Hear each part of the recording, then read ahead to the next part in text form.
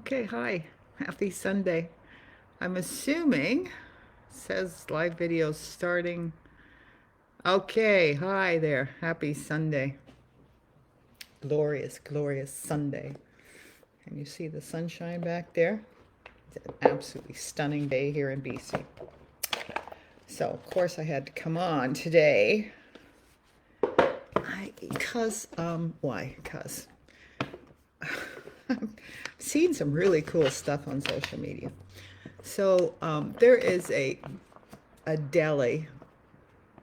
So hi, this is Linda from Go for the Joy, and it's Sunday, June 29th. It's actually my younger sister's birthday today. And I called and wished her happy birthday. I said, "You're the best sister." She says, "I'm your only sister." And I said, "I don't need another sister because I have you." So, um, so then I'm having my coffee and I'm just looking at what's going on out there. And I'm like, okay, universe, show me something cool. And boy, it did. So there is a deli bodega, which is kind of a little grocery store in New York City, because they don't have grocery stores. So they're stuck with often these places where, they can get, um, I don't know, snacks and stuff, and they have sandwiches. And anyway, this deli owner, he kids bring in their report cards, and he gives them stuff. He gives them treats, and he says, "No, no, that's not enough. Go get more. Go get more." Some of these kids are getting 100 on their report cards, and I'm sure it's because of what he's doing, because they come in and they go, "I'm showing you my report card," and he's like, "Cool," and he looks and he's like, "Wow, look at that, and look at what you did before." A couple of kids got $100 from him, plus all the treats, and he's going, "That's not enough, go get more."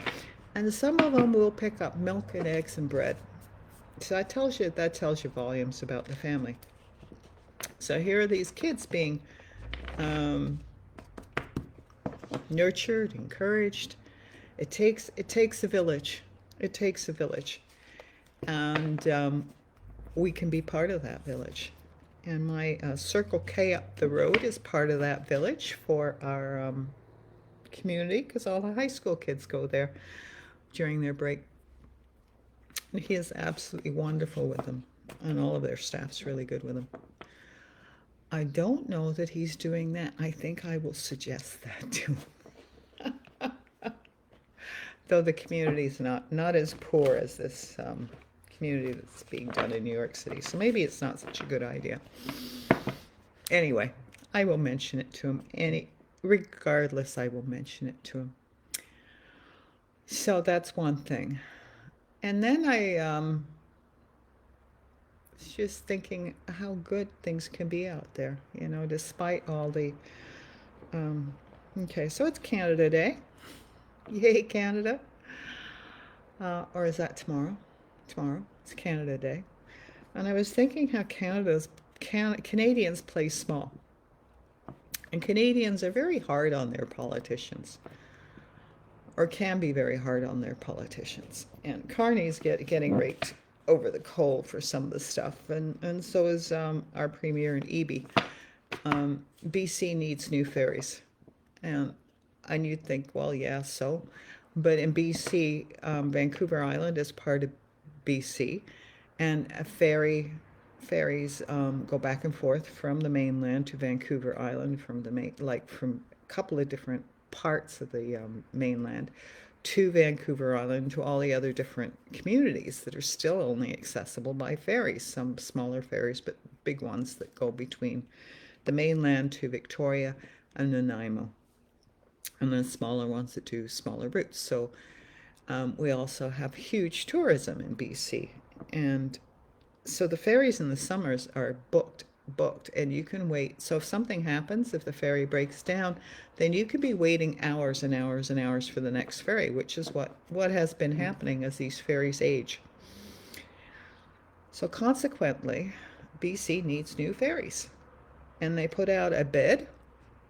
They asked for bids for new ferries, And not one Canadian, well, I shouldn't say not one, Canadian companies didn't respond because they were too busy building other things. So they didn't have the capacity to build these ferries on time. So a Chinese company got the bid for the ferries. Because if it had gone to a European company, it would have cost another $1 billion more to build. So that's why it was done that way. So people are in arms, like, why is China, why did blah, blah, blah? Well, then Carney, in his infinite wisdom, and I'm sure and I know there's a reason for it, but they decided that the federal government would hold the loan rather than the Chinese company holding the loan for those ships. I think that's really, really smart because whoever holds the loan has the power. So, so of course you have the naysayers that put something out and then others jump on, and no one bothers to look at all the details around it.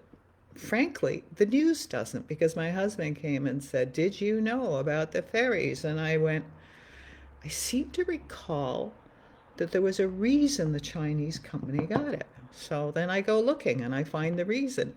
Well, the news and global news is not that bad, but apparently it is in this case. And as the days went on, it had added to the story to give the information that I got from another news article from Tyee, Tyee. So just to say, we don't know what's going on. We don't know the script. And that's what keeps, that word keeps coming to me when I'm thinking about everything that's going on out in the world is script. We don't know the script. It's like a movie. And that's why I say to my husband, he gets all upset. I say, think of it like a Netflix movie. This is an installment. This is this week's installment. Sometimes there's 2 installments in a week, depending on what's going on out there. And so people don't dig beneath the surface. And they want things to be black and white, and they're not. They're complex and they're nuanced. I mean, your life is complex and nuanced, correct? You know, in many ways, not all the time, but sometimes it has been. And so everyone's life has been like that or is like that. And so then are not global affairs the same way, and even more, they're complex and nuanced. And I guess that's the message I want to put out to people. Step back and look at a bigger picture. And if you're watching this, then you must be open to the fact that this isn't all there is. That the Matrix movie may be more reality than many realize. And unless you had kind of that sense of something just over there, which I've had, like something just there, then it's difficult to believe that what you see is that's all you get. And it's not. It's not. There's more. There's always more. More to the story, more to the reality that's being created, and nothing's set in stone. And that's the first thing, very first thing, as far as I can recollect, that my guides gave me when I was learning mediumship, was nothing is set in stone. So time is malleable.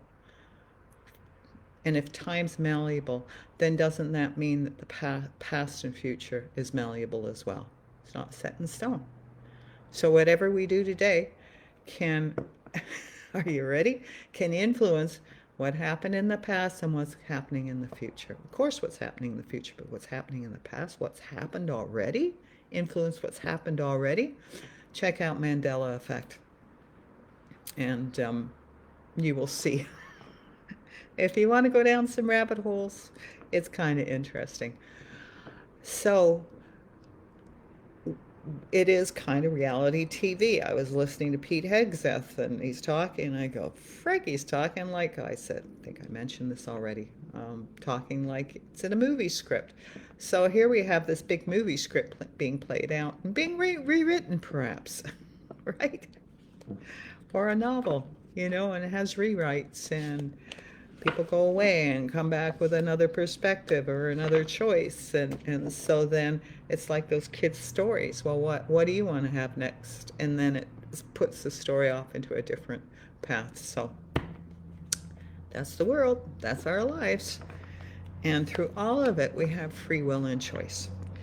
And so Free will means primarily, free will is how you think about things, your thought patterns and the choices you make about things. That's your free will. So, um, even someone in a prison cell has free will because he can have a choice over, he or she can have a choice, they can have a choice over how they perceive themselves in that cell. You have a choice in how you perceive your life and the world around you. That's free will. You have a choice in how you respond to things. That's free will. So how much more fun is it to say, oh, this is an interesting plot twist, as I've heard, plot twist, as something else happens.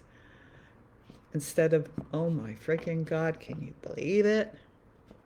Just smile and go, plot twist. So what's going to happen next? How does it get better? How does it get better? And if you can hold that energy, you're doing really well. Now, how can you hold that energy better? I am being told to tell you, try some tapping. Meditate. There's lots of meditation videos on YouTube, music and guided meditation. Meditate.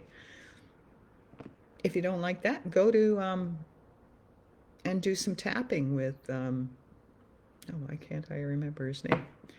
As soon as this happens, I know that Spirit's intuiting with me. Brad Yates on YouTube has loads of tapping, free tapping videos on all sorts of different things. But it kind of all boils down to one thing. And what does tapping do? It hits all the meridian points and it relaxes you. And it opens up your being to other possibilities, right? The other thing, fascial maneuvers, human garage like you drive your car in. YouTube again. Check it out. Those movements release trauma and stress from your body. And you have stress daily. So I do some movements daily. Game changer for me. All of these create this environment for you to live your best life so that you can choose something better. So you can ask yourself, how does it get better than this? How does it get better than this? Over and over and over again. Allowing yourself to be open to possibilities. Doesn't mean you have to need to know how or the why of it or what is it going to look like. Just be like a kid. Like the kids that had just got out of school. Oh, are they not joyous? Are they not happy? Are they not like so expecting of a wonderful summer, no school? Right at the beginning, I'm not talking about towards the end when everyone's kind of done with it, but at the beginning, it's like a whole new world's opened up for them. So for many of them. And so be like that. Be like that. The kids are out of school. The energy shifted. I mean, we live in North America, we live in that kind of rhythm of going into school in September and leaving school in June, and a little bit different in the States, depending. So if you're listening and you're in Canada, then take that rhythm and use it. Oh, the summer awaits, especially in Canada where the summer is so very important to us. So summer awaits. What's it waiting with? Sometimes it'll just be quiet activities, more time in the parks, more time at the beach, more time in nature, more time on patios with cold, cool drinks or, right? More time with friends and out backyard barbecues, right? So many things. So today, on this Sunday, June 29th, my sis's birthday. My son just had one on June 24th. Let's pick some cards.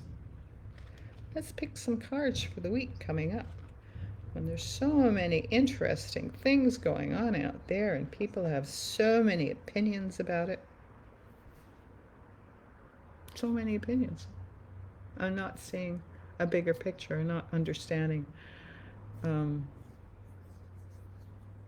if Yeah, if you're not understanding the history of stuff, you know, if you don't understand what has unfolded and how it's got to where we are, you know. There's a lot of outrage against people that are saying death to IDF. Well, that's Israel Defense Forces. Well, they're not saying death to Israel. They're not saying death to the Jews. They're just saying get rid of these. And they're not talking literally, figuratively. They're talking figuratively, not literally. Is when you have North Americans saying that. It's like, let's get rid of this force that has been cruel to the Palestinians in Gaza and the West Bank. Let's get rid of that force that has treated the Gazans like second-class citizens, because a lot of people in Israel see them like that, less than second-class citizens, in some ways dogs, truly. So this is just the world is now taking note of what has been going on. So people go, well, October 7th. Well, why did October 7th happen? Well, you cannot treat people like that and not expect at some point some reaction. You can't. You just cannot. You can't. And so it's been building for decades. For decades. And they've actually primed the Palestinians for that action. And look at how many kids grew up. Palestinian kids grew up like that. And then look how many Israel kids grew up with that attitude. Voila. It's perfect, right? Perfect storm. Perfect storm. So let's not take that. Yeah, okay, let's not take that and transfer that into the Jewish population in Canada or North America or anywhere else, because not all Jews feel that way at all. At all. That's mostly Zionism, as I understand it. So let's not be taking it out on the Jewish people in Canada that are North America, that are just quietly going about their business as they've done for a long, long time. Part of our community, a beloved part of our community, all over the place. And how do you even know what someone's religion is until they tell you, right? Oh, you're Jewish. Interesting. Tell me about that. Or maybe you don't. You go, oh, okay. So, yeah. Okay. So, raise your vibration. We keep getting that, and I think it's because it's so important to raise our frequency. And summer's the perfect time to do it because we can get out, we can get away from people. Because if you're around a lot of people indoors, which you tend to be when you're Canadian indoors more, their energy affects you. And the Grumblies can be infectious. Suddenly you find yourself grumpy as well. And if you're not aware that's what's going on, then you take that on as your own, and then you bring it home with you or to your workplace. So be aware that if you were in a really good mood and then you were somewhere else and suddenly you're getting the grumblies and you're getting irritable, notice that and go, oh, that isn't mine. I was in a good mood. What happened? You don't need to know what happened. Someone over there was having a rough time. And if you act on that rough time, those grumblies, they spread out. They ripple out. I'll tell you a little story. So I've had, and so, you know, if you're creating your life, then I guess I created all of this by walking the woods. And there are people, a lot of people walk in the woods. They walk in their woods with their dogs, with their kids, with strollers, frequently kids on bikes. And now you have adults and men more my age and, 60ish, who are treating these trails like they're off-road, like what do they, they're coming onto these trails fast with their bikes. And they are not saying, excuse me, coming up on your left. They're going too fast. And I almost got hit by someone as he whipped in, and I'm like, whoa. Like, he had to skid to a stop, almost hit a tree. And, and he says, sorry. I said, you're going way too fast. There's people in here walking with kids and dogs. And it happened again. So, I really don't say much. And now I'm like, you're going too fast. So what am I creating? More too fast. And I'm leaving the other day, and I'm changing my shoes on the back of my car, on the back of my SUV. And this group of cyclists comes down 24th Avenue, and they're making a left-hand turn. And there's a guy wanting to make a left-hand turn on 24th. So that car is out, but he's seeing this group of probably 50 cyclists who've taken up the whole lane, that they're coming down, and he's waiting to see what they're doing before he does, smartly, right? Well, there's a guy leading this group, and he had the Grumblies, let me tell you. And he said to this car, get the F off the road. And what did I yell? No need for swearing. So he was grumbly. A lot of the other cyclists waved thank you to the car that was waiting. But here you got this guy grumbly as he's leading. Maybe the responsibility of leading 50 cyclists in traffic was too much for him. But that was the case of the Grumblies that gets... Now, if that car waiting was anywhere close to feeling grumbly, what would that elicit? What would he take on?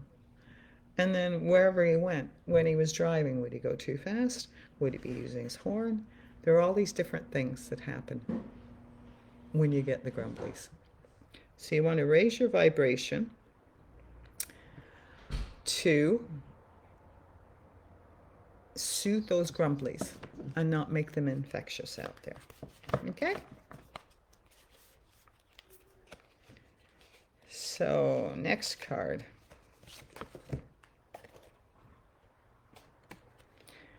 Reflect your truth.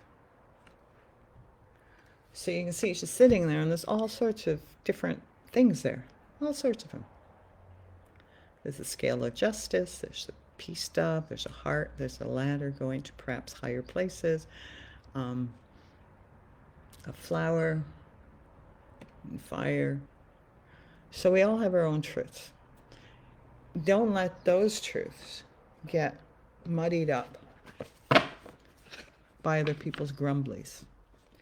Don't let those truths be influenced by other people's opinions, because a lot of the news are just opinion pieces. And I read and go, oh, well, you're having a grumbly day, aren't you? Aren't you a ray of sunshine? So reflect your truth. And that's how we're going to change the world. Reflect who you be out in the world and just be you. So we're 23 minutes in, and you've had a couple of stories and a couple of cards. So the two cards, raise your vibration and reflect your truth. And your truth is not the Grumblies. You might feel like that sometimes, but that's not who you be inside. So be well, everyone out there. Enjoy your day and your week, and think about what you're going to do for the summer. Maybe drop some comments about what you're anticipating about for the summer. Okay, take care. Love y'all. Go for the joy.